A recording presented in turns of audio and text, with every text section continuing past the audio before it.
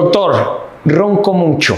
¿Por qué sucede esto? El ronquido es un ruido anómalo que hacemos al respirar cuando estamos dormidos. El paso de aire a través de la vía aérea puede generar ruido si esta vía aérea se colapsa o se estrecha. Es como cuando soplamos con los labios cerrados.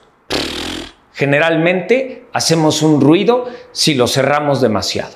Lo mismo pasa con el ronquido, pero este se genera de un colapso desde la nariz hasta nuestra laringe. En todas esas regiones puede haber sitios de estrechez que ocasionen el ronquido.